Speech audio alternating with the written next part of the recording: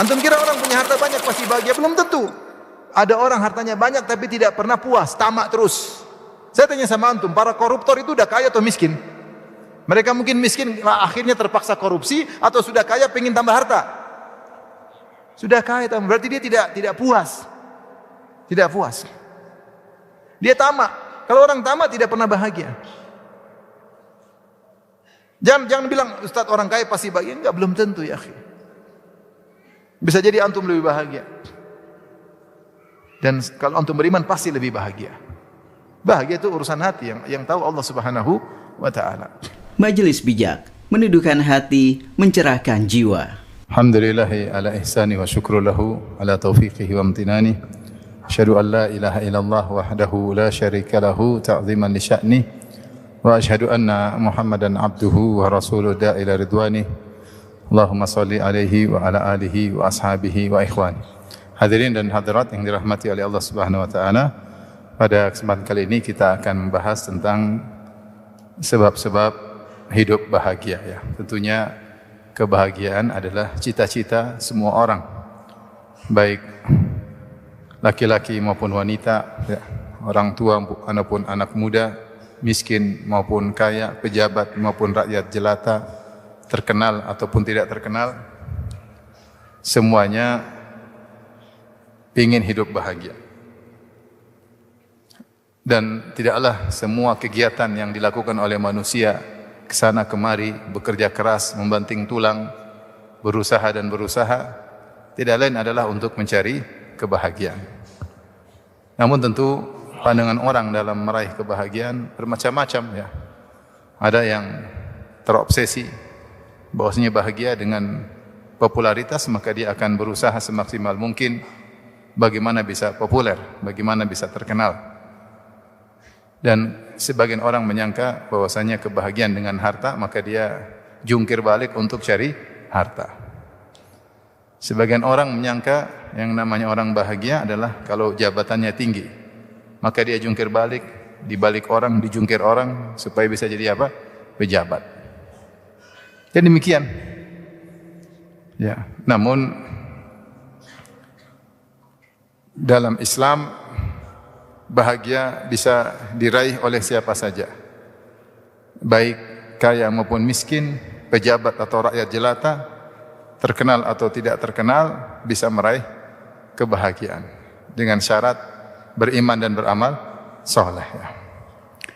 Kenyataannya harta secara zatnya tidak bisa bikin bahagia. Buktinya banyak orang yang berharta namun tidak bahagia. Bahkan di antara mereka ada yang bunuh diri. Bahkan di antara mereka sudah di tengah kekayaan masih narkoba. Kenapa narkoba? Karena tidak bahagia. Makanya narkoba. Betapa banyak orang yang sudah di puncak jabatan, tapi kita lihat dia, kita kasihan. Kenapa wajahnya memendam penderitaan? Dia berlagak seperti bahagia, tapi kita tahu raut wajahnya menunjukkan dia sedang sengsara. Banyak orang yang terkenal justru tidak bahagia. Dia berangan-angan bisa hidup sendiri. Kemana-mana dikejar-kejar oleh pencintanya, kemana-mana dikejar oleh pencari berita, ya, sehingga kehidupan privasinya tidak ada. Maka dia hidup sengsara. Oleh karenanya, secara zat, harta maupun jabatan, maupun kekayaan, maupun popularitas tidak bisa membahagiakan orang. Itu hanya sebab untuk bahagia. Tapi yang menentukan kebahagiaan adalah siapa? Allah Subhanahu wa taala. Oleh karenanya Allah Maha Adil, siapapun orangnya bisa bahagia. Dia kaya kalau dia beriman kepada Allah bisa bahagia. Dia miskin kalau dia beriman kepada Allah dia pun bisa bahagia. Oleh karenanya Ibn Taimiyah rahimahullah menyebutkan pernyataan yang indah, perkataan emasnya. Dia mengatakan inna fid dunya jannatan man lam yadkhulha lam yadkhul jannatal akhirah. Di dunia itu ada surga, yaitu ada kebahagiaan. Siapa yang tidak bisa masuk surga dunia, tidak bisa bahagia di dunia, maka ketahuilah dia tidak akan bahagia di akhirat, dia tidak akan masuk surga akhirat. Seakan-akan beliau ingin menyatakan orang beriman pasti bahagia apapun kondisinya. Dan Ibn Taimiyah mengucapkan kalimat tersebut, perkataan emasnya tersebut dalam kondisi dia dipenjara berulang-ulang. Kata dia, "Madza yaf'alu a'da'i bi jannati fi qalbi." Apa yang hendak dilakukan oleh musuh-musuhku kepadaku? Surgaku ada di hatiku. Mau penjarakan aku, mau usir aku, mau siksa aku, surgaku di mana? Di hatiku. Jadi orang beriman beramal saleh pasti apa? Bahagia. Demikian juga para salaf berkata, ya, "Lau alima al-muluk wa abna'ul muluk ma nahnu fih la jaladuna alaihi." Seandainya para raja, kata orang-orang saleh, seandainya para raja dan para pangeran tahu tentang kebahagiaan yang kami rasakan, tentu mereka akan menyambut kami untuk merampas kebahagiaan tersebut. Itu mereka ingin berkata, apa kebahagiaan yang kami rasakan tidak didapati oleh para raja dan para sultan dan para pangeran. Ketika orang sudah mencapai pada derajat iman dan amal saleh. Karenanya hadirin dan hadirat yang dirahmati Allah Subhanahu wa taala, pada kesempatan kali ini saya ingin menyampaikan tentang sebab-sebab kebahagiaan secara praktek kehidupan keseharian. Ada sekitar 20, kurang lebih 20 sebab kebahagiaan. Kuat sampai subuh ceramah? Kuat mendengar ceramah? Siap?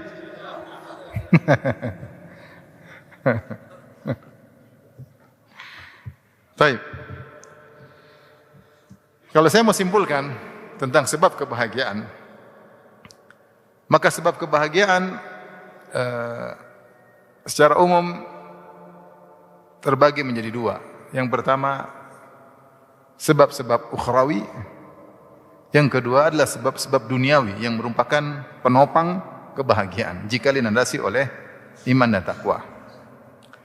Adapun sebab-sebab ukhrawi, sebab-sebab akhirat agar seorang bahagia, sebagaimana Allah sebutkan, "Man 'amila salihan min dzakarin aw untha wa huwa mu'min falanuhyiyannahu hayatan thayyibah wa lanajziyannahum ajrahum bi ahsani ma kanu ya'malun." Siapa yang beramal saleh, lelaki maupun perempuan, lelaki maupun wanita, dia beramal saleh dan dia dalam kondisi beriman, maka kami sungguh akan berikan kepada dia kehidupan yang bahagia itu di dunia. Makanya Allah mengatakan, "Wala najziyannahum ajrahum bi ahsanil ladzi kanu ya'malun." Kami akan balas di akhirat dengan ganjaran yang terbaik. Di dunia dapat kebahagiaan dan di akhirat dapat surga. Jadi pasti orang beriman pasti bahagia. Pasti bahagia, apapun kondisinya. Ini jaminan dari Allah Subhanahu wa taala. Dan sebaliknya, sebab kesengsaraan secara sederhana adalah seluruh maksiat. Allah berfirman dalam surah Thaha, "Wa man a'rada an dzikri fa inna lahu ma'isyatan dhanka wa nahsyuruhu yaumal qiyamati a'ma." Siapa berpaling dari peringatanku, maka bagi dia kehidupan yang menyesakkan, yaitu dia sengsara. Di dunia, di alam barzah, apalagi di akhirat, "Wa nahsyuruhu yaumal qiyamati a'ma." Pada hari kiamat kelak kami akan bangkitkan dia dalam kondisi buta. Qala rabbi lima hasyartani a'ma wa qad kuntu basira, dan seterusnya. Maka dia protes, "Ya Allah, kenapa kau bangkitkan aku dalam kondisi buta?" Di dunia sengsara, di alam barzah sengsara, di akhirat sengsara. Allah berfirman, "Innal abrara lafi na'im." Sungguhnya orang-orang yang baik lafi na'im, sungguh-sungguh benar-benar dalam kenikmatan. Kata Ibnu Al-Qayyim, yaitu fidur thalatha, dalam kenikmatan dalam 3 alam, alam dunia, alam kubur maupun alam akhirat. Dia akan bahagia. Orang beriman pasti bahagia. Ya.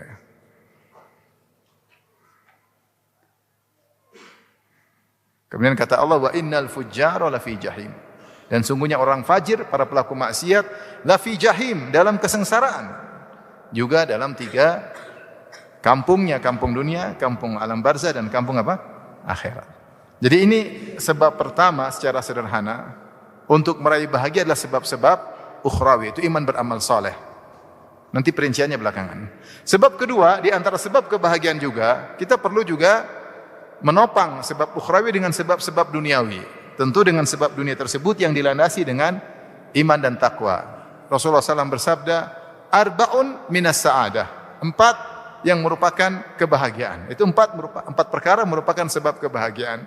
Kata Nabi SAW, "Al-mar'atu salihah," istri yang salihah. "Wal jaru salih," tetangga yang baik. "Wal baitul wasi'," rumah yang luas. "Wal markabul hani," tunggangan yang nyaman. Tunggangan yang nyaman. Kemudian kata Nabi SAW, "Arba'un minas syaqawah." 4 perkara yang merupakan sebab kesengsaraan. Al-mar'atu as-su', yaitu perempuan yang buruk, istri kurang ajar, tukang ngomel. Yang kedua, al-jarusu, ya, yaitu tetangga yang buruk. Ya, tetangga yang buruk. Yang ketiga, al-bait ad-dayyiq, rumah yang sempit. Yang keempat, yaitu tunggangan yang tidak menyenangkan. Nah, ini di sini Rasulullah SAW beri isyarat tentang 4 perkara duniawi yang juga merupakan sebab kebahagiaan, seperti rumah yang luas. Rumah luas membuat orang nyaman. Ada ruang buat tamu, ada tamu datang, ada tamu bisa tidur di rumahnya. Kalau keluarga ngumpul, dia bahagia. Ini duniawi tapi merupakan sebab apa? Kebahagiaan.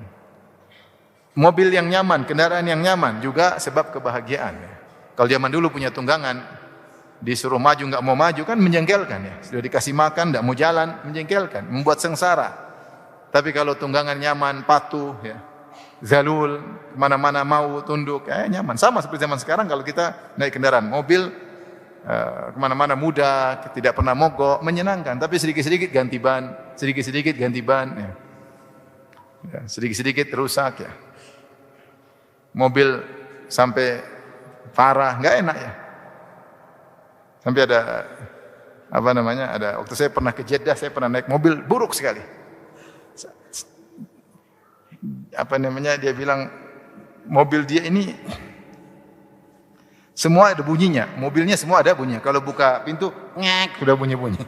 Buka ini ngek bunyi. Katanya semua mobil saya ini semua dilakukan apapun ada bunyinya kecuali bunyi klakson tidak ada. Maksudnya kalau mobil kayak gini tidak menyenangkan. Tidak menyenangkan. Dari sini tahu bahwasanya sebab kebahagiaan itu ada sebab ukhrawi, ada sebab apa? Duniawi. Dua-duanya kita tempuh, Yang penting kita bisa bahagia. Tentunya dengan berdoa kepada Allah minta kebahagiaan. Annahu huwa adhaka wa abaka wa annahu wa amata wa ahya. Dialah Allah yang buat seorang tertawa, tersenyum dan dia juga yang buat orang menangis. Yang menguasai hati kita siapa? Allah Subhanahu wa taala. Yang buat kita bisa bahagia Allah, yang buat bisa kita sengsara Allah Subhanahu wa taala. Innal quluba baina usbu'aini min asabi'ir rahman. Hati ini berada di 2 jemari Allah, yuqallibuha kaifa yasha. Allah bolak-balikkan terserah Allah Subhanahu wa taala. Maka jangan pernah mencari kebahagiaan kecuali dari Allah Subhanahu wa taala. Baik. Kita akan bahas satu persatu. Saya gabung antara sebab ukhrawi dengan sebab duniawi. Sekitar ada 20 sebab.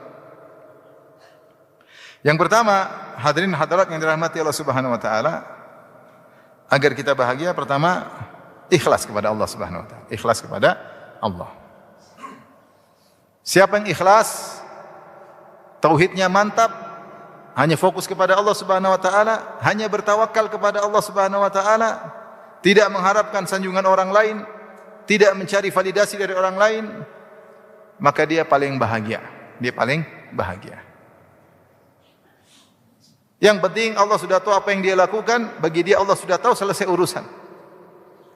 Ketika dia berbuat kebaikan, dia tidak butuh komentar dari orang yang dia baiki. Sebagaimana syiar dari orang-orang para penghuni surga, mereka berkata, innama nut'imukum liwajhillah, la nuridu minkum jazaa'a wala syukura. Sungguhnya kami ini memberi makan kepada kalian karena mencari wajah Allah. Itu kami ingin lihat Allah pada hari kiamat. Kami ingin merasakan kelezatan memandang wajah Allah di surga kelak. La nuridu minkum jazaa'a wala syukura. Kami tidak butuh kata terima kasih dari kalian dan kami tidak butuh balasan. Kami enggak butuh jazaa'an wala syukura. Tidak butuh balasan dari kalian. Orang seperti ini sampai tahapan ini, maka dia akan bahagia. Ya, karena yang dia tuju hanya siapa? Allah Subhanahu wa taala. Namun kapan kita sengsara? Ketika keikhlasan kita kurang. Kita mencari validasi dari orang, ingin di-like oleh orang. Kalau bikin status maunya ada jempol tangan, ada jempol kaki, ya. Tempel di situ. Ya. Sehingga kita menggantungkan kebahagiaan kita kepada netizen. Kita bahagia tergantung komentar netizen. Dan netizen tidak selalu berkomentar sesuai keinginan kita. Sehingga kapan kita menggantungkan hati kita kepada selain Allah, maka kita pasti sengsara. Yakinlah, orang yang semakin ikhlas, dia semakin bahagia. Berharap kepada manusia pasti kecewa. Kalau berharap kepada Allah tidak akan pernah kecewa. Oleh karena latih diri kita agar kita mau bahagia, latih diri kita untuk ikhlas. Latih diri kita kalau kita beramal soleh tidak usah cerita sama orang lain. Latih diri kita kalau kita lagi punya kegiatan amal soleh tidak usah di-upload, ya. Tidak usah dipublish, tidak usah cerita-cerita. Tapi kalau kita terbiasa pamer amal soleh kita, repot. Mau ke masjid, bikin konten. Guys, gue lagi ke masjid guys. Di dia yang dingin nih, subuh dingin, tapi gue ke masjid. Lulu gue.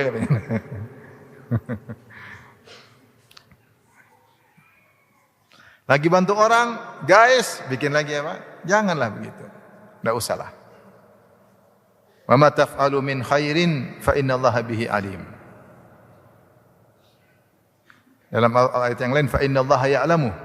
Apapun yang kalian lakukan dari kebaikan, sungguhnya Allah mengetahui. Sungguhnya Allah mengetahui secara detail. Oleh karenanya kalau kita ikhlas, yang penting Allah sudah tahu, selesai.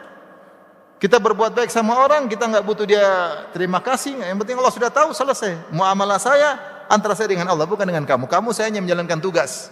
Yang perintahkan saya untuk berbuat baik kepada orang tua, kepada kakak, kepada adik, kepada kerabat, kepada tetangga, kepada orang miskin. Siapa yang perintahkan?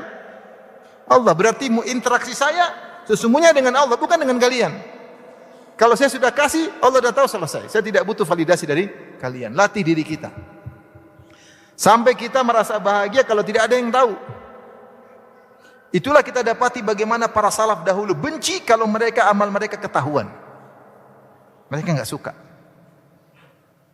Karena mereka ada rasa bahagia ketika yang tahu hanya siapa? Allah.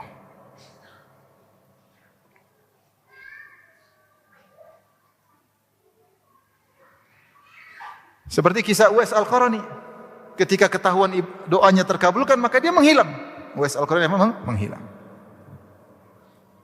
Dia tidak bilang, oh iya saya Uwais Al-Qarani yang Nabi pernah puji saya. Dia enggak pamer-pamer. Dan banyak salaf seperti itu. Enggak suka diketahui amal solehnya. Maka kalau ingin bahagia, Bapak Ibu-ibu, jangan suka pamer apa amal soleh.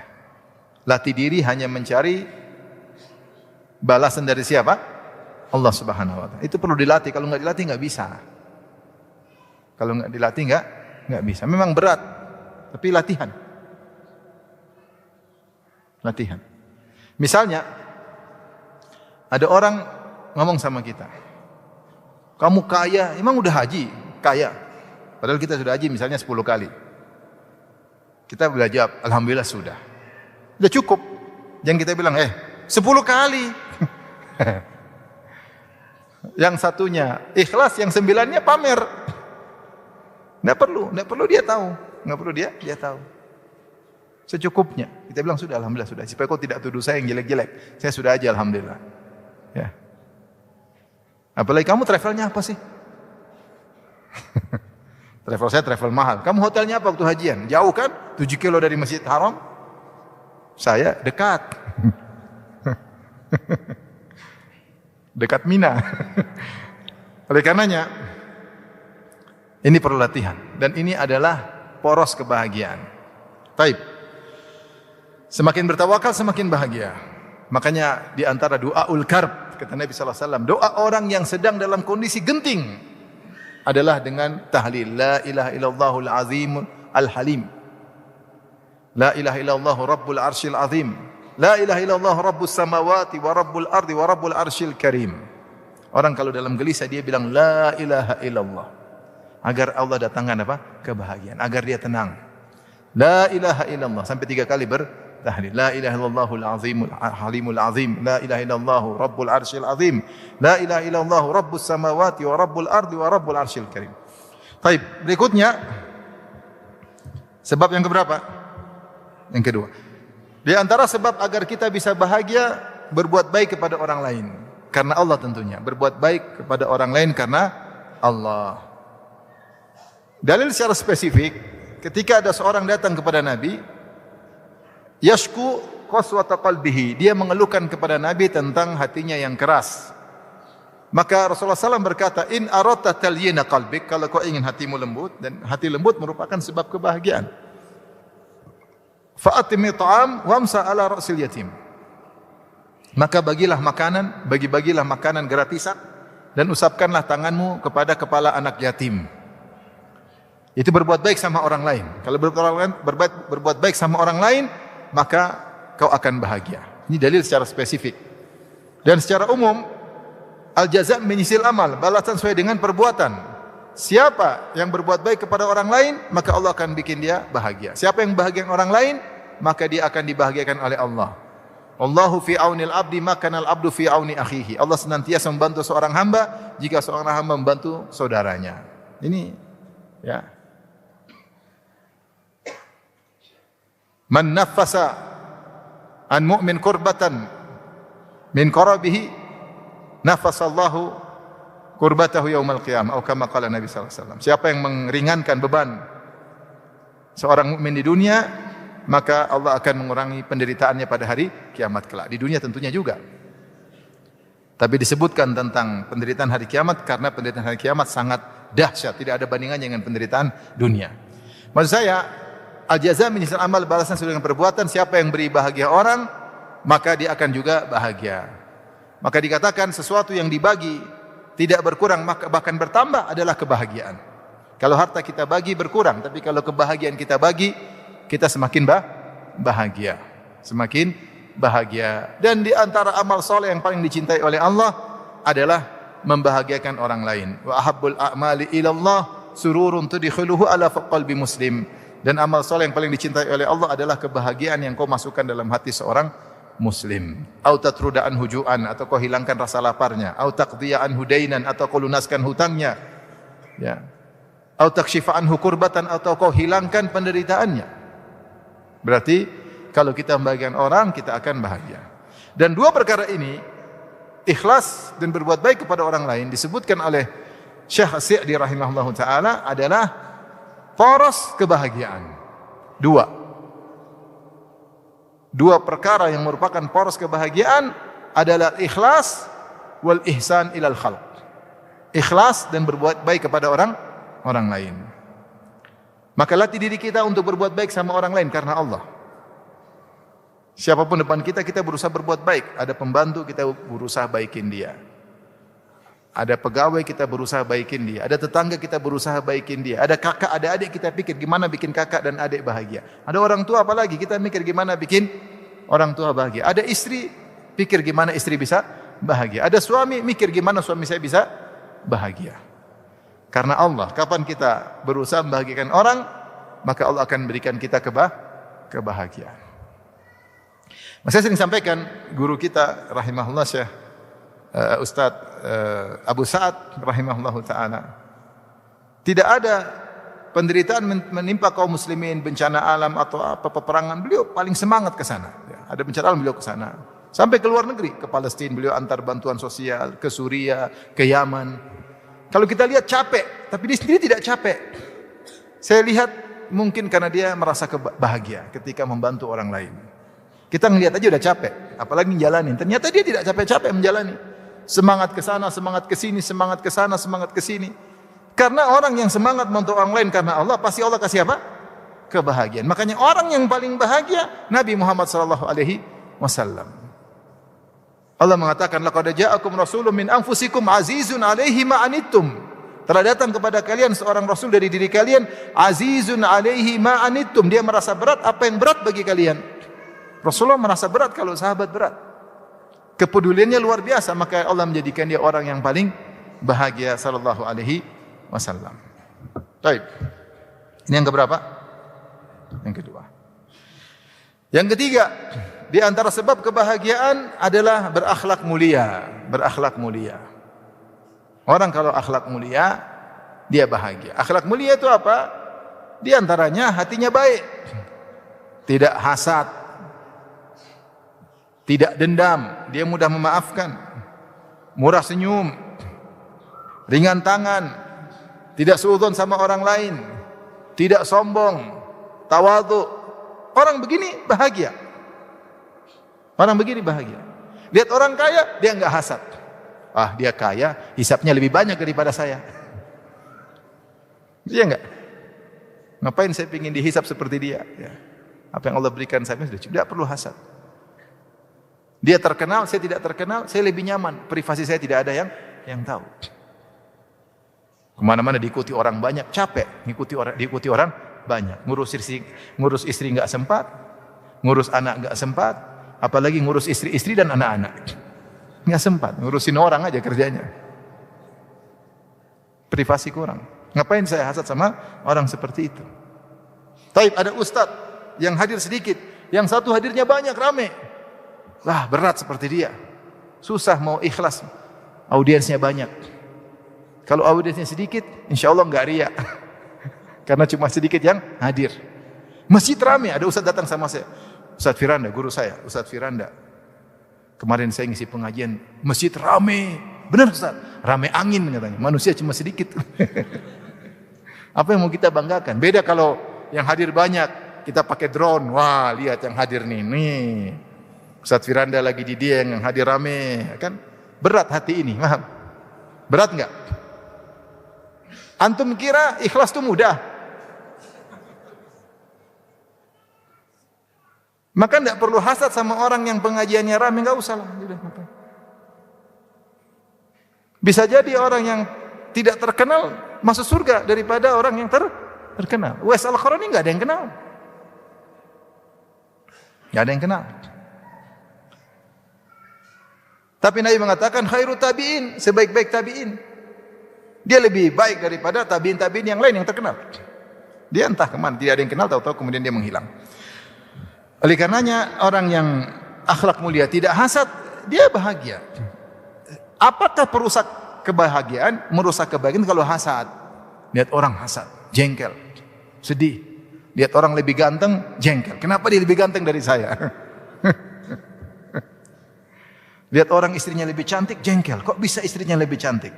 Padahal wajahnya buruk, lebih ganteng saya. Ya sudah, rezeki masing-masing. Lihat orang istrinya banyak, hasad. Ya kenapa? Emang kok enak istri banyak? Diomelin dua, biasanya diomelin satu orang, sekarang dua orang yang ngomelin. Tidak usah hasad, tidak usah. Santai aja. Kemudian mudah memaafkan. Kalau dendam, hati ini panas. Disakiti orang dendam, pingin balas, apalagi kalau nggak bisa balas, tambah jengkel. Apalagi yang zalimi kita semakin terkenal, tambah jengkel lagi. Kita berdoa, ya Allah matikan dia, nggak mati-mati. Jengkel, hati.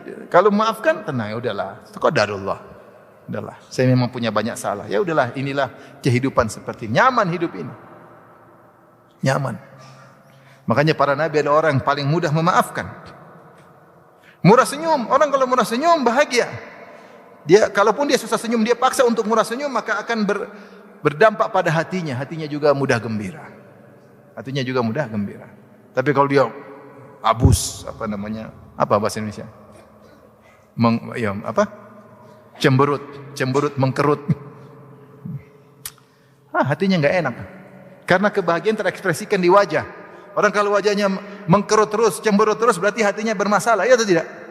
Pasti bermasalah karena hati tapi kalau dia latih diri untuk murah senyum, lihat Nabi bahagia, makanya murah senyum. Kata sahabat, tidaklah aku ketemu dengan Nabi, aku berpapasan dengan dia, illa tabassama ala wajhi, kecuali dia tersenyum di hadapanku.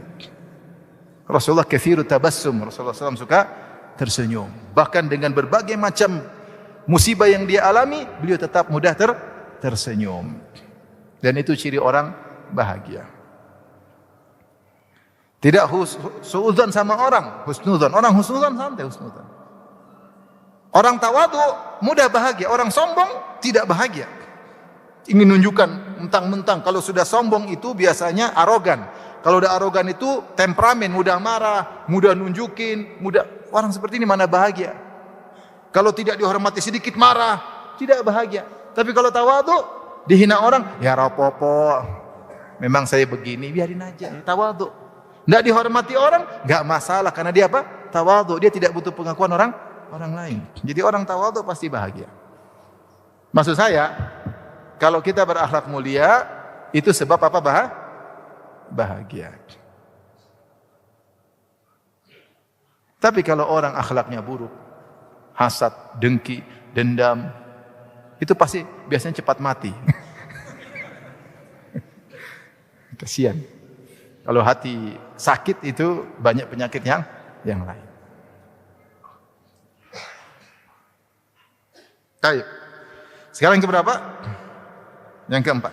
Di antara sebab kebahagiaan, sering-sering kita merenungkan betapa banyak nikmat yang Allah berikan kepada kita. Ya. Kata Allah, "Fadhkuru ala Allah." Ingatlah nikmat-nikmat Allah. Ya qaumi dzkuru nikmatallahi alaikum. Wahai kaumku, ingatlah nikmat-nikmat Allah yang Allah berikan kepadamu. Ini sering-sering nikmat.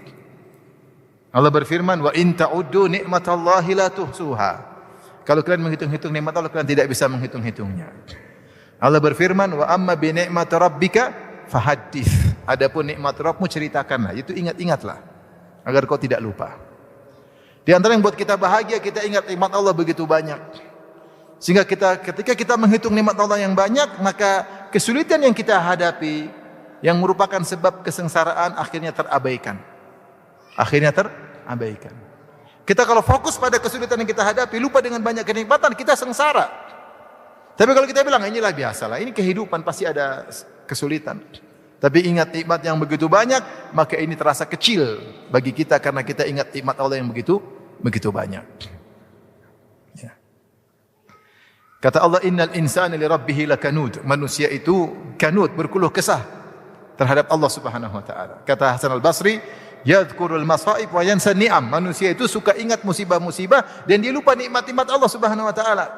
Orang saleh sebaliknya, berusaha melupakan musibah-musibah dan banyak mengingat nikmat-nikmat Allah sehingga dia jadi bahagia. Kalau ada istri mengeluh, "Abi, listrik belum bayar, Abi." Ini sabar. Masih banyak nikmat Allah berikan. Bukan kau dulu kurus kerempeng, sekarang gemuk?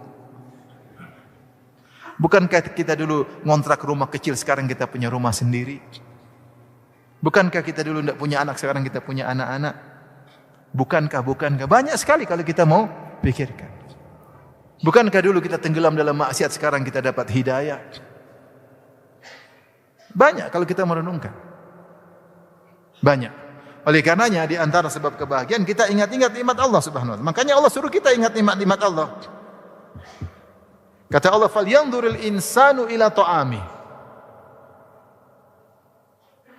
Anna sababna al-ma'a sabba, thumma shaqaqna al-ardha shaqqa, fa anbatna fiha habba wa inaba wa qadba, wa zaituna wa nakhla, wa hada'iqa ghulba, wa fakihatan wa abba, mata'an lakum wa li'an'amikum. Kata Allah, hendaknya manusia melihat makanan yang dia makan.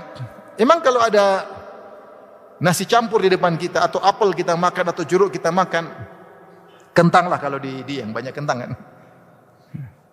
Kalau kita makan kentang, emang yang kasih nikmat kentang ini siapa? Kasih nikmat kita apel, kasih nikmat kita Allah Subhanahu wa taala. Allah mengatakan, "Anna sababnal ma'a sabba." Kami yang turunkan air hujan.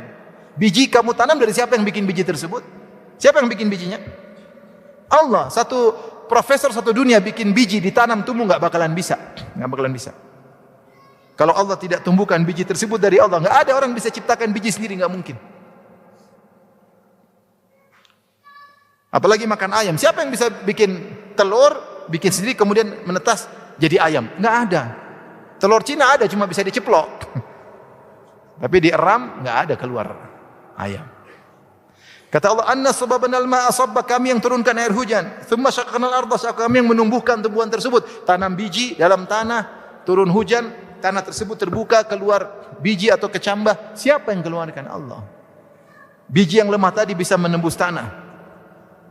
Kemudian kami tumbuhkan sampai hadir di hadapanmu. Kalau Allah berkehendak maka rusak. Antum tazra'unahu am nahnu zari'un? Lau nasha'u ja'alnahu hutaman fadhaltum tafakkaun. Yang tanam kalian atau kami? Kalau kami kehendak maka akan rusak itu semua tanaman kalian. Allah kasih hama, Allah tidak turunkan hujan, Allah bikin kekeringan. Jadi nikmat yang sedikit yang kita makan Allah sudah renungkan. Coba renungkan apa yang kalian makan.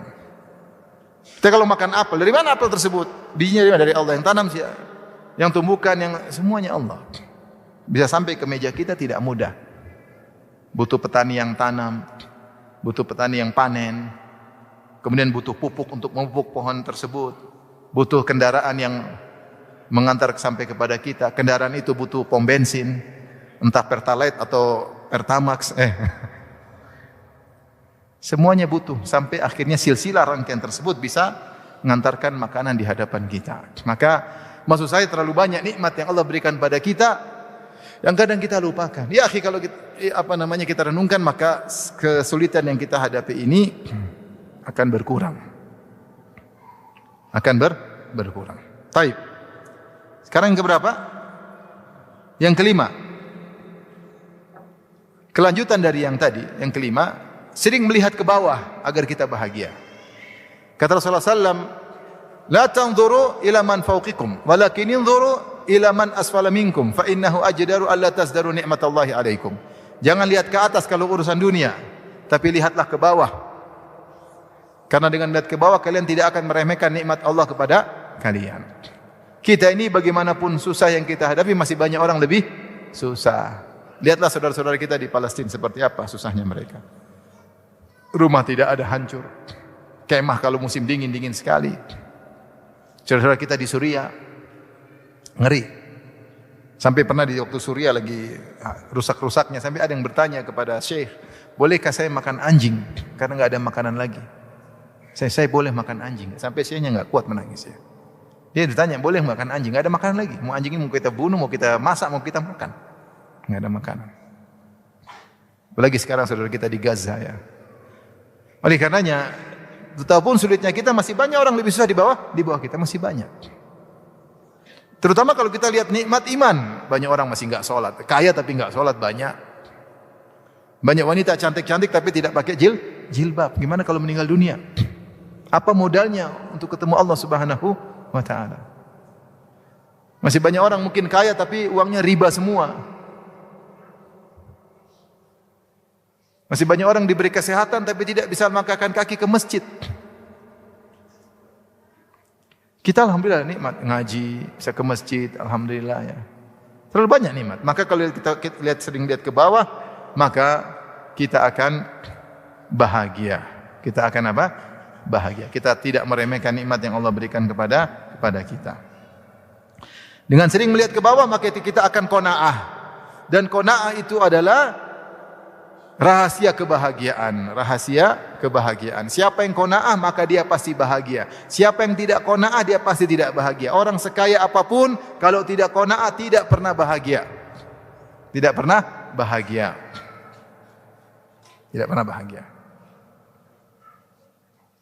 Apa kata Imam Syafi'i rahimahullah taala? Idza ma kunta dza qalbin qana'in fa anta malikud dunya sawa. Kalau kau qanaah maka kau dan raja sama saja. Raja itu ingin bahagia, maka dia punya ingin kekuasaannya banyak, ingin punya selir banyak, ingin punya apa-apa banyak. Dia ingin bahagia. Antum sudah qanaah, sudah bahagia dulu sebelum dia. Dengan qanaah orang bisa tersenyum. Tapi kalau orang tamak tidak bakalan tersenyum. Antum kira orang punya harta banyak pasti bahagia? Belum tentu. Ada orang hartanya banyak tapi tidak pernah puas, tamak terus. Saya tanya sama antum, para koruptor itu udah kaya atau miskin? Mereka mungkin miskin, akhirnya terpaksa korupsi, atau sudah kaya pengen tambah harta? Sudah kaya, berarti dia tidak puas. Tidak puas. Dia tamak. Kalau orang tamak tidak pernah bahagia. Jangan bilang, Ustaz orang kaya pasti bahagia. Enggak, belum tentu ya akhi. Bisa jadi antum lebih bahagia. Dan kalau antum beriman pasti lebih bahagia. Bahagia itu urusan hati yang tahu Allah Subhanahu wa taala. Oleh karenanya Rasulullah SAW bersabda, qad aflaha man aslam. Ya. Sungguh bahagia orang yang masuk Islam, ya. Dan qanna Allah bima a'tah, dan Allah buat dia qanaah dengan apa yang Allah berikan kepadanya. Kalau orang sudah qanaah dia pasti bahagia. Kita terkadang dapati ada supir nyetirin bos. Bosnya mukanya marah-marah terus, supirnya senyum-senyum. Kenapa? Supirnya qanaah, bosnya belum apa? Qanaah. Mikir bisnis, mikir persaingan, supirnya senyum-senyum aja. Dimarahin bos, senyum. Ya bos, jalan. Dia bahagia, bosnya tidak bahagia. Terjadi atau tidak begini? Terjadi. Jadi bahagia, kapan qanaah maka pasti bahagia. Cara qanaah gimana? Lihat ke bawah agar kita nerima dengan rizki yang Allah berikan kepada kita, bahwasanya itu yang terbaik bagi kita. Seandainya Allah beri banyak, mungkin kita lupa diri. Baik. Sekarang yang keberapa? Yang keenam, mencintai sesuatu karena Allah. Rasulullah SAW bersabda, "Thalathun man kunna fihi wajada bihinna halawatal iman." 3 perkara yang jika ada pada diri seorang dia akan merasakan manisnya iman. Di antaranya, wa alla yuhibbal mar'a la yuhibbuhu illa lillah. Dia tidak mencintai orang lain kecuali karena Allah Subhanahu wa taala. Siapa yang mencintai sesuatu karena Allah, maka Allah akan kasih dia kebahagiaan. Dia akan merasakan manisnya iman. Man a'ta lillah wa mana'a lillah. Siapa yang berikan karena Allah dan menahan karena Allah, maka dia telah sempurna imannya. Man ahabba fillah wa abghadha fillah. Siapa yang mencintai karena Allah, membenci karena Allah, maka itulah awthaqu ural iman. Maka itu adalah tali keimanan yang sangat kuat. Maka berusahalah kita melakukan segala sesuatu karena Allah. Kita melakukan sesuatu karena Allah. Kita melakukan ini karena Allah, mencintai ini karena Allah. Kita dekat dengan si fulan karena Allah. Kita sayang sama dia karena Allah. Ada kebahagiaan yang akan Allah berikan. Dan siapa yang mencintai karena Allah, Allah akan mencintainya. Allah akan mencintainya. Maka dia akan merasakan manisnya iman, dan manisnya iman akan mendatangkan kebahagiaan. Jangan kita berinteraksi kalau kita pikir karena Allah atau bukan. Karena Allah saya lakukan, kalau enggak usah. Latih diri kita dalam segala interaksi karena Allah. Saya dekat dengan dia karena Allah, bukan karena hartanya, bukan, tapi karena Allah. Maka itu mendatangkan kebahagiaan. Apalagi sampai pada saya cinta istri saya karena Allah. Istri saya cinta suami saya karena apa? Allah. Bukan sekedar karena fisik. Itu benar kita cinta istri kita karena fisik, tapi di antaranya kita hadirkan saya cintai dia juga karena apa? Karena Allah. Allah suruh saya begini dia, Allah suruh saya sayangi dia, Allah suruh saya lembut sama dia, Allah suruh saya sabar dengan kesalahannya, Allah suruh saya, semuanya karena Allah. Maka Allah akan kasih kita apa? Bahagia. Istri pun demikian. Saya berbakti sama suami, saya taat kepada suami karena Allah, maka Allah akan kasih bahagia. Dia mencintai suaminya karena Allah Subhanahu wa taala. Baik, sekarang yang keberapa? Ketujuh. Di antara sebab kebahagiaan adalah sibuk nuntut ilmu. Nuntut ilmu itu mendatangkan kebahagiaan. Di antara dalil akan hal ini, bahwasanya Nabi Musa alaihissalam ketika dikabarkan oleh Allah bahwasanya ada seorang namanya Khadir yang punya ilmu yang Nabi Musa tidak tahu. Maka Nabi Musa semangat mencari Khadir. Yang Allah abadikan dalam surat Al-Kahfi. La abrahu hatta ablugha majma'al bahraini aw amdiya huquba. Aku akan terus mencari Khadir sampai aku bertemu dengan tempat pertemuan dua lautan, ataupun meski aku harus berjalan puluhan tahun, yang penting saya ketemu dia. Kenapa? Dia ingin nuntut ilmu. Hanya ingin nuntut ilmu. Kenapa? Karena Nabi Musa merasakan kelezatan, kebahagiaan ketika dapat ilmu baru. Sampai Nabi Musa alaihissalam meninggalkan kaumnya. Kaumnya Bani Israel butuh dakwah atau tidak? Butuh. Tapi dia ada Nabi Harun. Dia sengaja tinggalkan kaumnya, ingin nambah ilmu. Maka di antara sebab bahagia adalah belajar. Kita kalau belajar, apalagi belajarnya runut, ilmu fikih, ilmu akidah, pasti bahagia. Pasti bahagia. Sampai sebagian istri para ulama cemburu kepada buku. Karena sebagian ulama lebih senang lihat buku daripada istrinya. Cemburu karena ada kelezatan. Baca buku, sibuk dengan ilmu, ada kelezatan yang dia rasakan. Maka seorang kalau untuk ilmu karena Allah, dan terutama kalau untuk ilmu teratur, runut, maka itu sebab kebahagiaan. Kenapa? Dia sedang memikirkan tentang ajaran-ajaran Allah. Dan nuntut ilmu adalah zikrullah. Nuntut ilmu adalah apa? Zikrullah. Ingat Allah itu diantaranya dengan belajar ilmu Allah, ilmu agama, itu zikrullah. Makanya Allah berfirman, Fas'alu ahla dzikri in kuntum la ta'lamun. Tanyakanlah kepada ahlu zikir, maksudnya ahlul ilmu.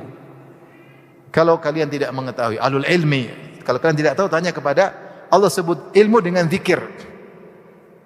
Demikian juga Allah mengatakan, idza nudiya lis-salati min yaumil jum'ati fas'au ila dzikrillah.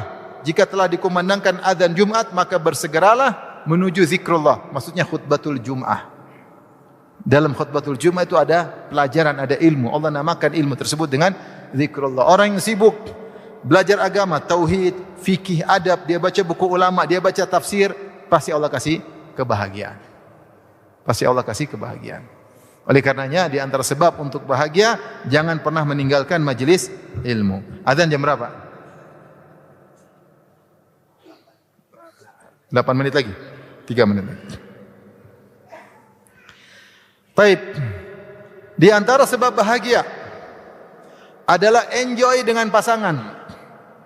Berusaha menjadikan pasangan adalah tempat untuk ngobrol, diskusi, berkeluh kesah, tempat ketawa-ketawa, canda-canda, maka kita akan bahagia.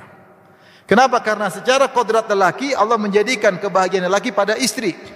Kata Allah, liyaskuna ilaiha. Allah ciptakan Adam, lalu Allah ciptakan istrinya agar Adam sukun, tenang kepada istrinya.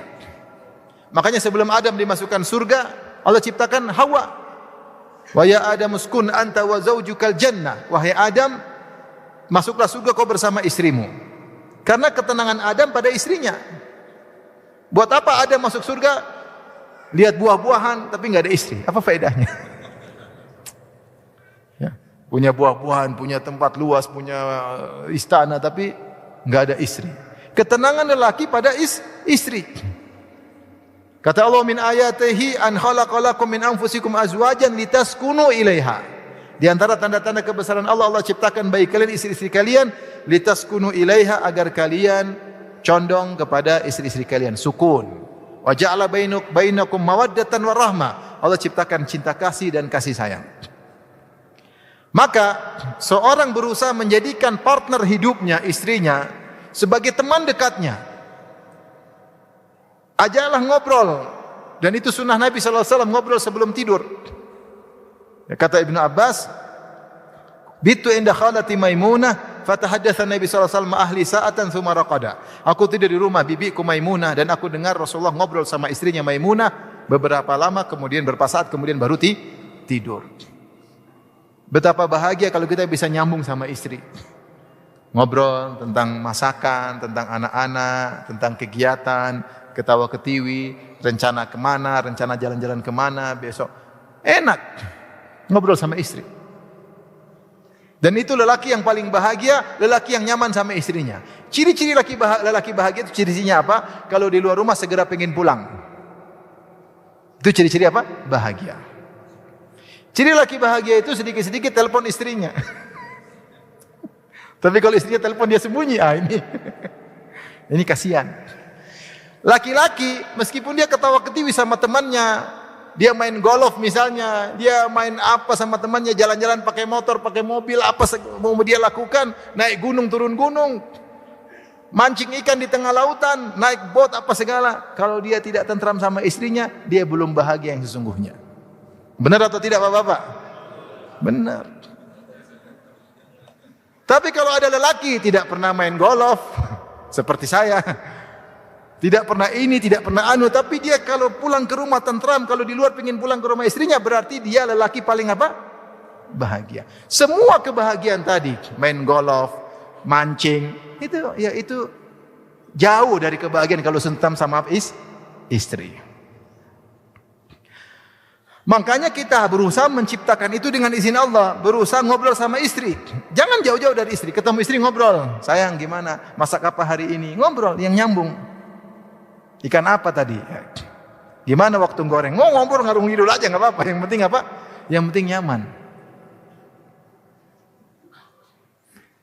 Saya ini S3, tapi saya nggak pernah ngobrol sama istri. Saya yang tahu nggak hukum fikih ini? Ngapain? Ada khilaf di kalangan para ulama. Ngapain? Ini hadis dhaif, perawinya ada begini. Ngapain saya ngobrol seperti itu? Saya ngobrol anak-anak bagaimana? Besok mau makan apa? Besok mau jalan-jalan kemana? Ini ngobrol yang nyambung-nyambung aja. Sampai kita nyaman sama istri. Kalau kita udah nyaman sama istri, ciri-cirinya kita selalu pingin pulang. Kalau sudah begitu berarti antum bahagia. Tapi kalau nggak pingin pulang, waduh ini, kamu nggak pulang. Ngapain pulang ketemu babon katanya.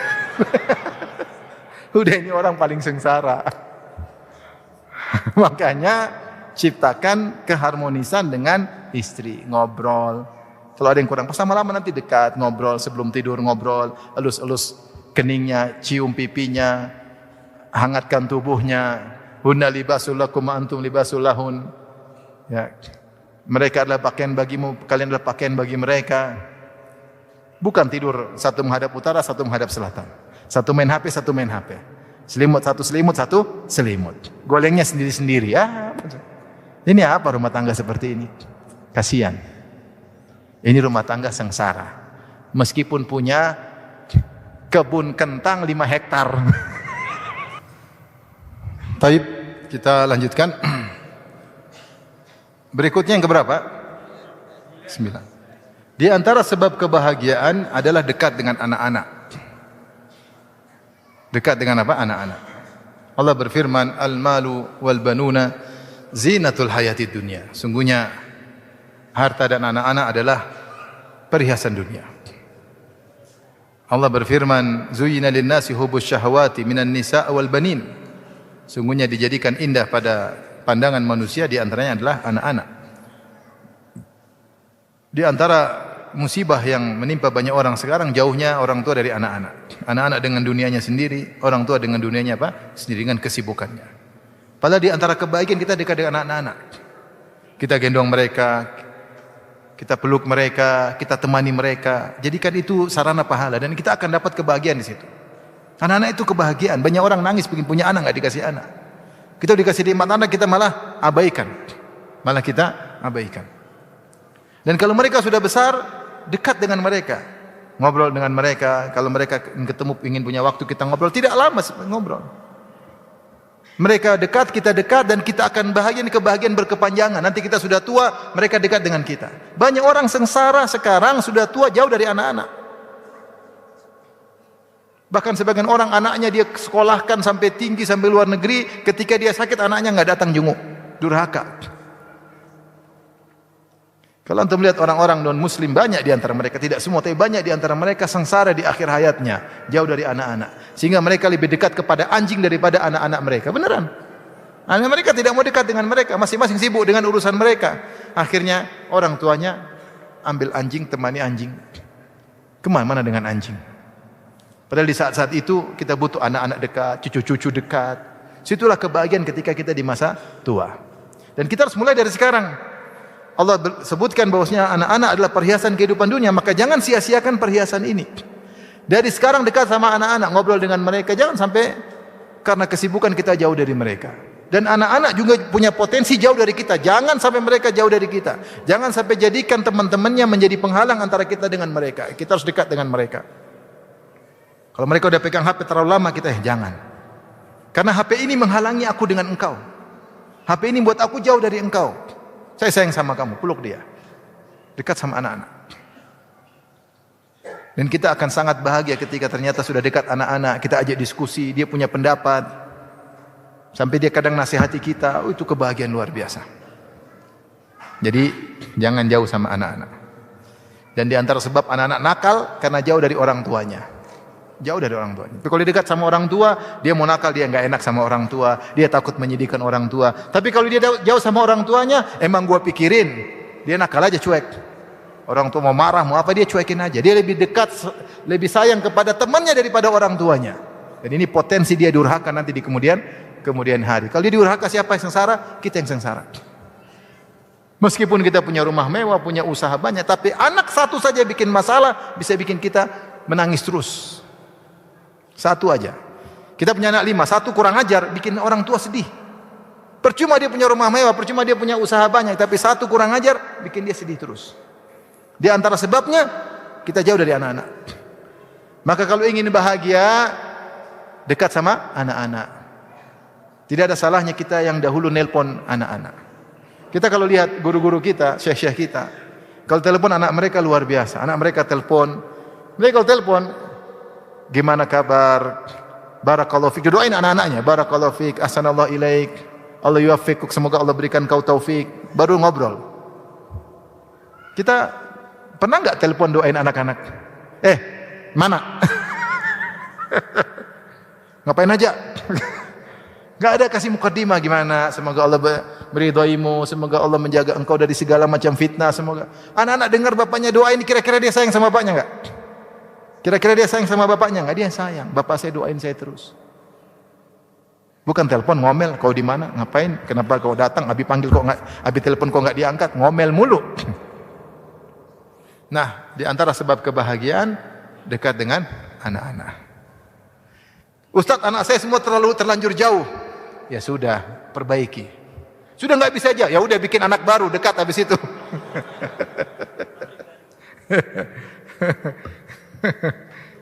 Saya bikin anak baru, jangan tambah-tambah lagi. Baik. Di antara yang berapa sekarang? 10. Latihan suka berkholwat dengan Allah Subhanahu wa taala. Kita ada interaksi dengan istri dan anak, ini bisa bikin kebahagiaan. Interaksi dengan kawan-kawan juga bisa bikin apa? Bahagia. Dan terkadang kita butuh interaksi dengan Allah, tidak ada yang lain. Makanya Nabi Muhammad SAW hubbiba ilaihil khala, ketika dia sudah mimpi berulang-ulang, ada yang mengatakan 6 bulan mimpi terjadi, tiba-tiba dia dirindukan untuk bersendirian. Maka dia pergi ke Gua Hira untuk bersendiri, untuk mengenal dekat dengan Allah Subhanahu wa taala. Akhirnya turun malaikat Jibril, Iqra bismi rabbikal ladzi khalaq, dan sebagaimana kita ceritanya Rasulullah akhirnya menjadi seorang nabi. Setelah Rasulullah menjadi seorang nabi, Rasulullah tidak lagi ke Gua Hira karena ada cara berkholwat dengan Allah, tidak harus ke Gua Hira, caranya salat malam. Maka Allah gantikan dengan cara berkholwat dengan salat malam. Ya. Maka di antara sebab bahagia adalah salat malam. Kata Nabi, "Wasallu bil-lail wan-nasu niyam tadkhulul jannata bisalam." Salatlah di malam hari ketika orang-orang sedang tidur, maka kau akan masuk surga dengan penuh apa? Keselamatan. Ya, masuk salat malam, orang sebuah istri sedang tidur, anak sedang tidur, kemudian kita salat seakan-akan sedang melihat Allah. Maka rahmat Allah akan turun banyak ketika malam itu. Makanya Rasulullah bersabda, rahimallahu ra'an qama minal lail. Allah merahmati seorang suami yang bangun kemudian salat malam. Kemudian dia bangun dengan istrinya, kemudian istrinya salat malam. Kemudian kalau istrinya tidak mau bangun, dia percikan air. Jadi orang yang bangun malam dirahmati oleh Allah Subhanahu wa taala. Ini sebab kebahagiaan. Sebab kebahagiaan. Maka latih diri kita untuk biasakan diri salat malam meskipun cuma 10 menit. Nanti kalau sudah terbiasa naik 15 menit. Kalau terbiasa lagi naik 20 menit. Tapi jangan pernah tinggalkan. Karena kalau saya ibaratkan salat malam adalah charging kita, iman kita. Kita lagi berkholwat dengan Allah, lagi cari muka sama Allah, lagi pingin diperhatikan sama Allah, maka pasti Allah kasih bahagia dan pasti bahagia. Dan pasti bahagia. Oleh karenanya latih diri untuk salat malam. Alaikum biqiyamil lail fa innahu da'bu salihin min qablikum. Hendaknya kalian salat malam karena itu kebiasaan orang-orang soleh sebelum kalian. Ya, saya ingin nanti pulang jangan lupa pasang jam waker, kemudian kerjasama dengan istri untuk salat malam. Baik, yang keberapa sekarang? 11. Di antara sebab-sebab bahagia, pelajari secara spesifik nama-nama dan sifat-sifat Allah. Ada kajian tentang nama-nama Allah, pelajari secara spesifik. Lewat YouTube atau ikut kajian, langsung kenali siapa Tuhan kita ini. Allah kenalkan dirinya dalam Al-Quran. Hampir setiap lembar ada nama-nama Allah dan sifat-sifatnya. Hampir setiap lembar Al-Quran ada nama Allah. Dan Nabi juga mengenalkan Allah. Maka kita harus mengenal apa maksudnya. Al-Ghafur, Ar-Rahim, At-Tawwab, Al-Afu, ya. Asy-Syakur, Al-Halim, Al-Azim, Al-Wasi'. Apa maksudnya? Al-Majid, Al-Hamid. Apa maksudnya? Belajar. Belajar. Apa bedanya? Sampai detail-detail apa bedanya Al-Afu sama Al-Ghafur? Apa bedanya Ghaffar sama Ghafur? Belajar. Itu akan buat kita semakin kenal dengan Allah dan semakin dekat dengan Allah. Kapan kita dekat dengan Allah, lebih dekat dengan kita. Man taqarraba ilayya shibran taqarrabtu ilaihi dhira'an. Siapa yang mendekatkan dirinya kepada aku sejengkal, aku akan dekati dengan sehasta. Dan kalau Allah sudah dekat dengan kita, kita pasti bahagia. Dan ini di antara cara bahagia yang langsung dengan mengenal siapa yang kita sembah. Caranya di antara yang paling cepat, belajar tentang nama-nama Allah. Ada kajian tentang Asmaullahi Al-Husna. Al-Asmaul Husna, pelajari. Allah artinya apa? Ya. Ar-Rabb artinya apa? Belajar satu demi satu. Asy-Syakur, Al-Ghafur, As-Sabur, apa maknanya? Belajar. Al-Halim, apa maknanya?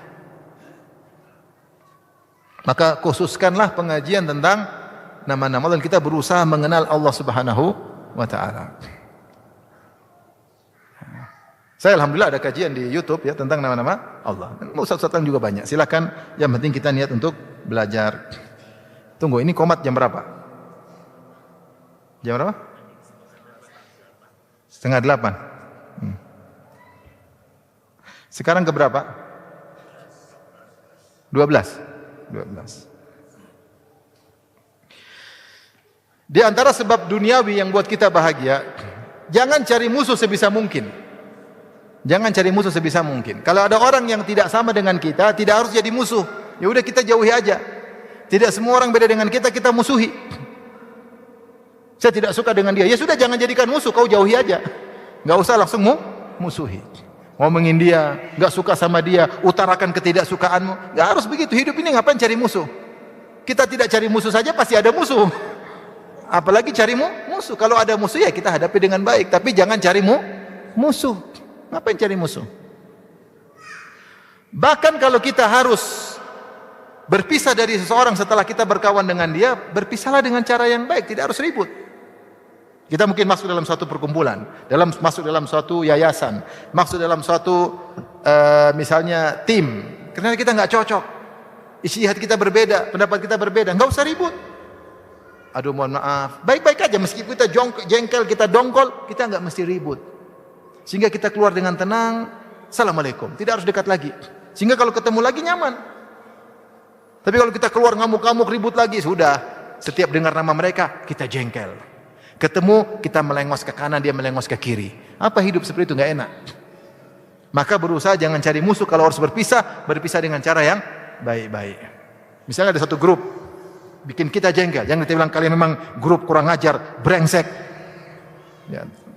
Kemudian left. Cara baik-baik. Semoga grup ini semakin dekatkan kita kepada Allah. Tapi mohon maaf, saya lagi sibuk. Sebentar lagi bulan Ramadan, saya masih banyak dosa. Saya ingin sibuk baca Quran. Terima kasih selama ini atas kebaikannya. Mohon maaf atas kesalahan. Assalamualaikum. Left. Kan enak. Nggak usah ribut. Jadi tidak semua kalau kita nggak cocok harus ribut. Ini sebagian orang kalau nggak cocok harus ribut. Tidak cocok di suatu perkumpulan, ribut.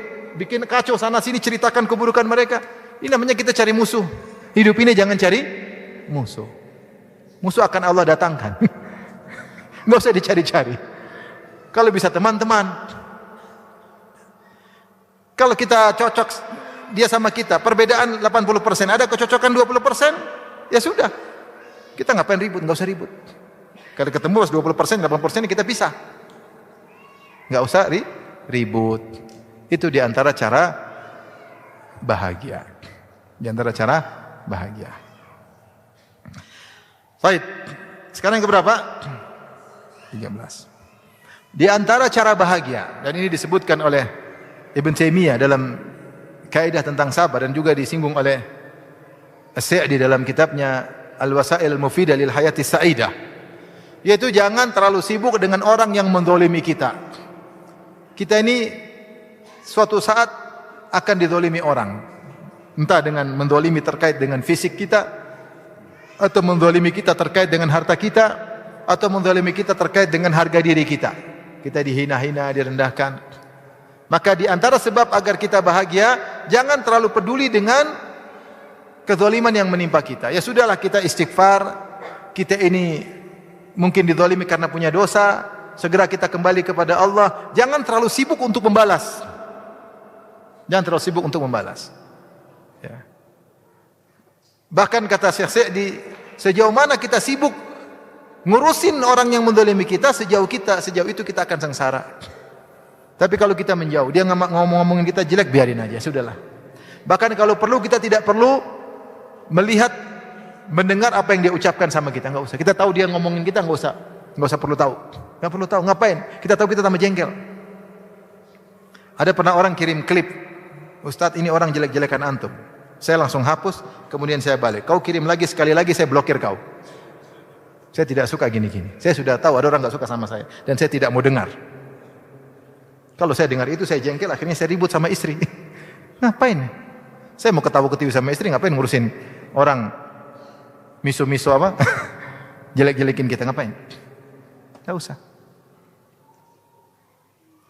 Justru kata Ibnu Taimiyah rahimahullah ta'ala, kalau kau dizalimi, yang pertama kau lakukan adalah engkau bertobat kepada Allah. Dan kau tahu bahwasanya tidaklah kezaliman ini menimpamu kecuali akibat dosa-dosamu. Dan ini adalah dampak baik dari kita dizalimi, untuk introspeksi diri, sadar bahwasanya kita penuh dengan kesalahan.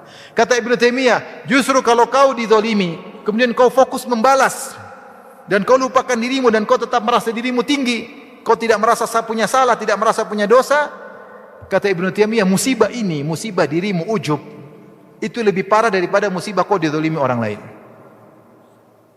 Maka jangan terlalu sibuk dengan gangguan orang. Sejauh mana kita sibukin diri kita melihat perkataannya, apa pembicaraannya, kita tambah sengsara. Cuekin aja, enggak usah dihiraukan, benar. Kata Allah, wa a'rid 'anil jahilin. Berpaling dari orang-orang yang jahil. Tapi sekarang yang keberapa? 14. Carilah kesibukan yang bermanfaat karena Allah. Carilah kesibukan yang bermanfaat karena Allah. Di antaranya olahraga karena Allah. Punya tim olahraga, entah main sepeda, entah main tenis meja, entah olahraga karate misalnya, olahraga apa saja. Niatkan untuk badan sehat, supaya kuat beribadah, supaya bisa ngurus anak istri, butuh badan yang sehat, supaya bisa cari nafkah. Saya olahraga karena Allah, tapi tidak boleh berlebihan. Ada aturannya, ada batasannya. Dan itu membuat kita bahagia, karena tubuh yang segar, tubuh yang energik buat kita bahagia. Tapi kalau lemas di rumah saja buntu, otak apa? Buntu.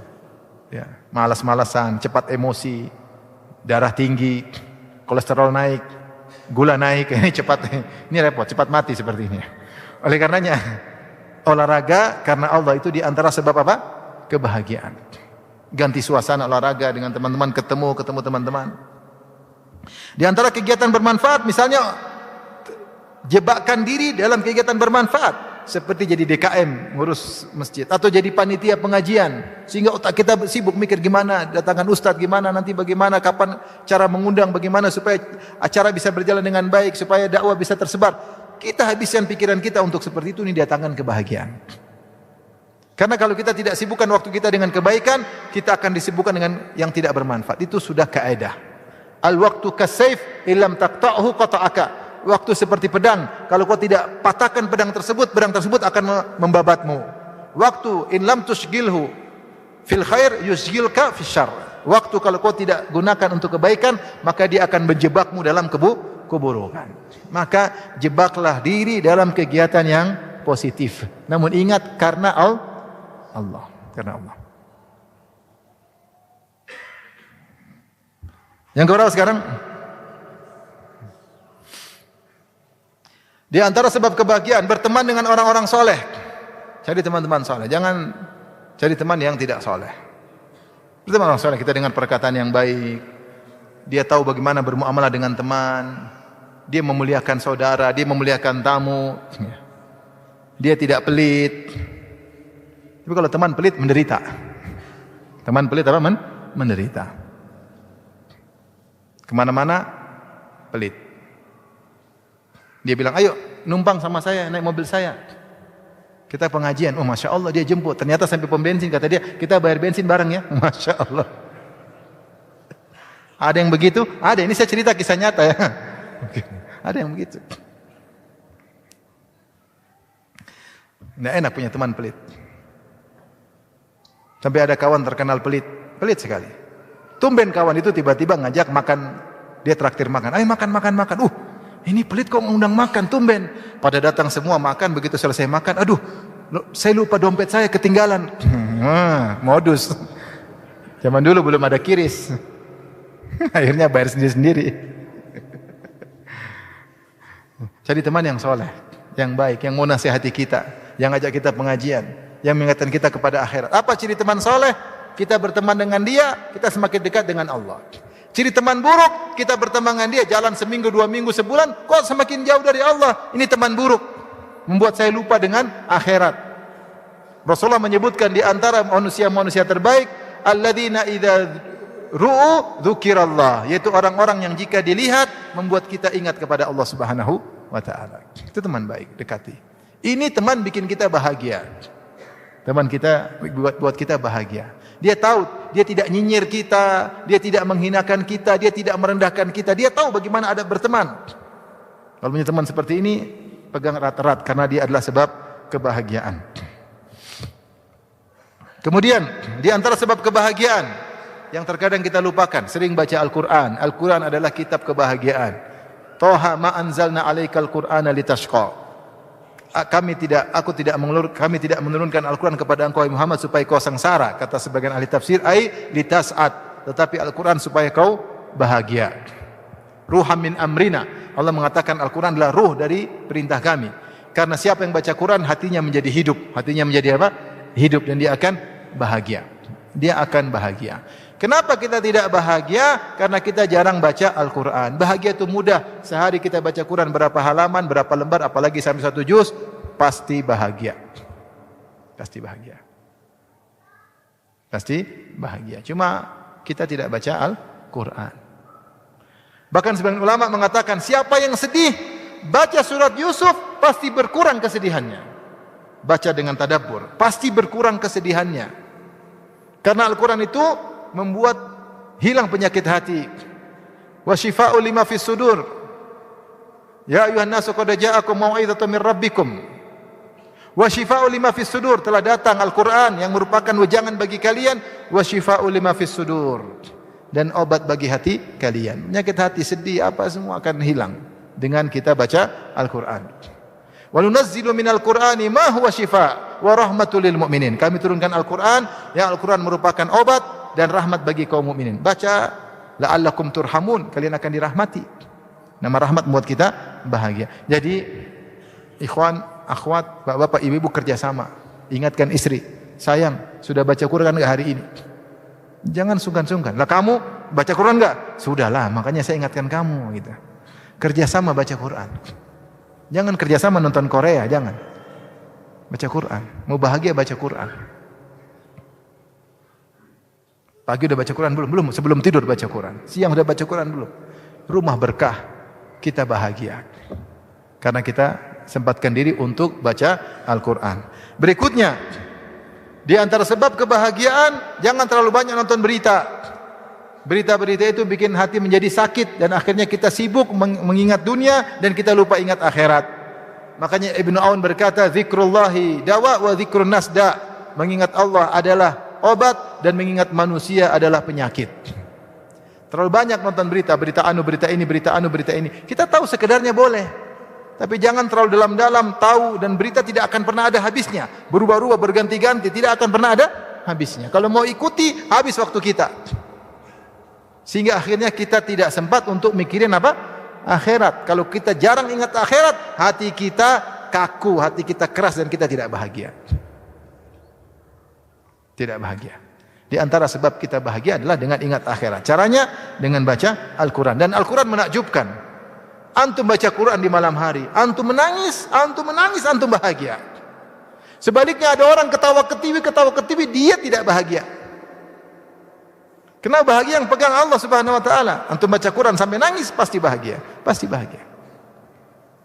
Jadi kan jangan pernah menyepelekan baca Al-Quran. Sekarang yang keberapa? 18. Di antara sebab kebahagiaan, jangan suka ingat-ingat kesedihan masa lampau. Kesedihan sudah berlalu dan tidak akan bisa kita rubah. Sudah, kita beriman dengan takdir. Innama Innaman najwa minasyaitani liyahzunal ladzina amanu. Sungguhnya syaitan ingin membuat orang beriman bersedih. Oleh karenanya tidak ada kesedihan dalam Al-Quran kecuali disebutkan dalam bentuk celaan, yaitu kesedihan yang berlebihan. Sedih boleh tapi tidak boleh berlebihan, karena kalau orang sedih berlebihan dia tidak fokus untuk beramal soleh, dan akhirnya banyak kewajiban akhirnya tidak bisa dia kerjakan. Dia susah nuntut ilmu, dia susah ngurus istri, susah ngurus anak. Kalau istri terlalu sedih susah ngurus suami, berlebihan. Makanya Imam Syafi'i rahimahullah mengatakan makruh untuk takziah lebih dari 3 hari. Kenapa sebabnya? Li'annahu yujaddidul huzna. Kata Imam Syafi'i, karena takziah setelah hari ketiga, itu hari keempat dan seterusnya, hanya memperbaharui kesedihan. Kita boleh sedih tapi ada aturannya, tidak boleh berlama-lama. Yang sudah lalu, sudah kita bilang qadarullah wa ma syaa fa'al. Sudah terlanjur.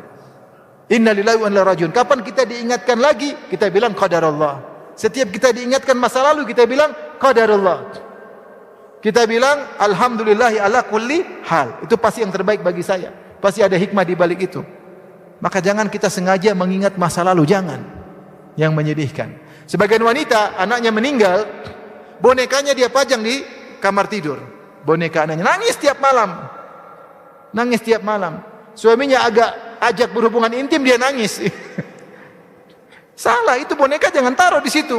Bikin sedih. Kalau sudah sedih, susah beramal saleh, tidak melaksanakan kewajiban, itu yang terjadi. Oleh karenanya masa lalu biarlah berlalu, belajar pelajaran bagi kita untuk kita memperbaiki diri. Adapun kita mengenang masa sedih terus, percuma, tidak ada faedahnya, tidak bisa merubah kondisi yang sekarang, tidak bisa. Takdir Allah Subhanahu wa taala. Maka jangan coba-coba mengingat masa lalu yang menjadi, enggak usah. Itu qadarullah. Sekarang kita pikir yang di depan. Yang berikut yang keberapa? 19. Dikatakan seorang adalah ibnu yaumihi. Seorang fokus dengan yang di depan dia. Jangan terlalu lihat masa lalu dan jangan terlalu khawatir masa depan, dan itu ciri orang beriman. Ya. Ala inna awliya Allahi la khaufun alaihim wa lahum yahzanun alladzina amanu wa kanu yattaqun. Ketahuilah orang wali-wali Allah, la khaufun alaihim, tidak perlu khawatir atas mereka, wa lahum yahzanun, dan mereka tidak bersedih. Siapa mereka? Alladzina amanu wa kanu yattaqun. Wali-wali Allah tersebut adalah yang beriman dan bertakwa. Kita fokus. Yang masa depan jangan terlalu gelisah sehingga kita akhirnya tidak fokus dengan yang sedang kita kerjakan sekarang. Seperti sebagian orang bertanya kepada saya, Ustaz, apa yang saya lakukan sekarang? Loh, kamu kan mahasiswa, sekarang belajar sebaik-baiknya. Jangan pikir nanti saya lulus kemana. Itu urusan belakangan. Yang terbaik yang bisa kau lakukan sekarang, lakukan. Jangan nanti saya lulus saya mau kemana. Nanti ada yang mau kawin sama saya. Itu nanti. Jangan mikir sekarang. Sehingga orang akhirnya gham, mengkhawatirkan masa depan yang terlalu berlebihan. Itu karena kurang tawakal. Yang bisa kau lakukan agar kau bahagia, sibukkan dengan yang ada di depan matamu. Masa depan serahkan kepada Allah. Dia bukan di tanganmu. Masa depan bukan di tanganmu. Masa lalu biarkan berlalu. Sibuk dengan apa yang di depanmu sekarang ini. Itulah ciri-ciri orang beriman. La khaufun alaihim wa lahum yahzanun. Tidak ada kekhawatiran tentang masa depan dan mereka tidak terlalu menyedihkan masa lalu. Itulah ciri orang beriman. Kenapa? Tawakalnya tinggi. Jadi kalau ada anak nanti gimana, biar kamu sibuk belajar aja, enggak usah mikir, nanti depan baru kita mikir. Jangan terlalu mikir ke depan. Karena terlalu khawatir ke depan, belum tentu terjadi, sudah gelisah di luar, belum tentu terjadi. Nanti saatnya terjadi, hadapi. Ini belum terjadi, sudah sedih, sudah gelisah. Uang belum tentu terjadi. Qul la yusibana illa ma kataballahu lana. Kalaupun terjadi, katakanlah tidak menimpa kami kecuali yang telah Allah tetapkan. Mau diapain? Lihat banyak orang terlalu khawatir, akhirnya sakit, akhirnya meninggal. Kekhawatiran yang berlebihan. Kalau ada, hadapi. Kalau belum ada, jangan terlalu banyak mikir. Mikir yang sedang kita fokus, yang bisa bermanfaat sekarang, kerjakan. Kita kan kerjakan. Sekarang yang keberapa? Yang terakhir berarti. Di antara sebab kebahagiaan, meninggalkan maksiat sejauh mungkin. Ketahuilah setiap maksiat yang kita lakukan mencoreng kebahagiaan kita, merebut kebahagiaan kita. Semua maksiat. Kita dengar musik-musik akan merusak kebahagiaan. Lezat-lezat tapi tidak bahagia. Kita nonton film Korea, lezat tapi tidak bahagia. Ada kebahagiaan yang kita korbankan. Saya sering sampaikan contoh. Kalau kita suka nonton film Korea, Akhirnya kita tidak hasrat lagi sama istri. Kenapa? Karena kita sering lihat wanita cantik, istri kita yang cantik, akhirnya tidak kelihatan cantik lagi. Apalagi memang kurang cantik. Yang cantik aja sudah nggak kelihatan cantik, gara-gara sering nonton film apa? Korea. Sama perempuan juga yang suka nonton laki-laki, sama suami tidak ada hasrat. Kenapa dia suka lihat laki-laki yang tampan? Suaminya harus tampan, harusnya tampan jadi kelihatan jelek. Harusnya putih jadi kelihatan donat gosong. Oleh karenanya, maksiat itu pasti mengorbankan kebahagiaan kita, pasti. Lihat betapa banyak orang tidak bisa bahagia sama istrinya, tidak bisa. Tidak bisa mencapai kelezatan. Dia nonton main barang macam-macam sehingga dia berfantasi macam-macam. Sampai ada kasus, ada saya punya kawan ya, jadi dokter. Saya banyak orang istrinya udah cantik, dia sampai nggak bisa berhasrat sama istrinya, maunya sama wanita lain. Bayangkan ada sumber kenikmatan di rumahnya tidak bisa dia rasakan. Kenapa? Dia terlalu banyak maksiat. Itu berarti apa? Kelezatan Allah cabut. Kelezatan Allah cabut. Maka semua maksiat yang kita lakukan benar datangkan kelezatan, tapi ada kebahagiaan yang Allah cabut. Maka kalau kita bermaksiat segera kita istighfar. Segera istighfar. Setiap kalau kita memandang haram segera kita istighfar. Apa kata seorang penyair tentang maksiat? Benar, maksiat itu mendatangkan kelezatan, tapi kelezatan bukan berarti kebahagiaan. Tafnal ladzadzatu mimman nala safwataha minal harami wa yabqal itsmu wal 'ar. Kelezatan akibat maksiat akan sirna. Gara-gara maksiat dari perkara yang haram, dia rasakan kelezatan yang luar biasa dari kemaksiatan tersebut. Dia joget-joget, mendengarkan musik-musik, benar-benar dia merasakan kelezatan. Dia nonton film, dia benar-benar merasakan kelezatan. Dia zina, benar-benar merasakan kelezatan. Dia minum khamar, dia benar-benar merasakan nikmatnya kelezatan. Dia narkoba, dia merasakan nikmatnya kelezatan. Tapi kelezatan tersebut cepat sirna. Setelah itu dia sengsara, pingin lagi. Sengsara setelah itu. Kalau tidak melakukan maksiat dia gelisah. Allah kasih sengsara. Sisanya apa? Wa yabqal itsmu wal 'ar. Yang sisa hanyalah dosa dan kehinaan. Tabqa awaqibu su'i fi maghabbatiha la khaira fi ladzatin min ba'diha an-nar. Yang tersisa hanyalah dampak yang buruk dan tidak ada kebaikan terhadap kelezatan yang ujungnya adalah neraka jahanam. Orang kalau sudah maksiat dia sengsara. Meskipun dia berlezat-lezat. Orang kalau sudah berzina, dia tidak bisa berhenti. Sibuk pikirannya cari wanita baru, cari sengsara, gelisah. Istrinya dia sudah tidak rasa. Sengsara. Oleh karenanya kalau kita maksiat segera istighfar. Terakhir saya ingin sampaikan bahwasanya kebahagiaan bukan berarti kita tidak sedih, kita tidak khawatir. Sedih dan khawatir adalah tabiat kehidupan dunia. Yang tidak ada sedih, tidak ada khawatir sama sekali cuma di mana? Di surga. Tapi orang beriman, kalau dia beriman kesedihan akan dia lewati. Kekhawatiran akan dia lalui. Segera berubah dengan apa? Iman dan takwa dan tawakal kepada Allah Subhanahu wa taala. Kalau kita ditimpa musibah sabar dan berpikir positif kepada Allah, husnuzan kepada Allah Subhanahu wa taala. Dan kita berusaha melakukan sebab-sebab kebahagiaan. Semoga Allah memberikan kebahagiaan bagi kita semua. Demikian saja kajian kita. Semoga bermanfaat. Tidak ada tanya jawab. Wabillahi taufiq wal hidayah. Assalamualaikum warahmatullahi wabarakatuh. Majelis Bijak, meneduhkan hati, mencerahkan jiwa.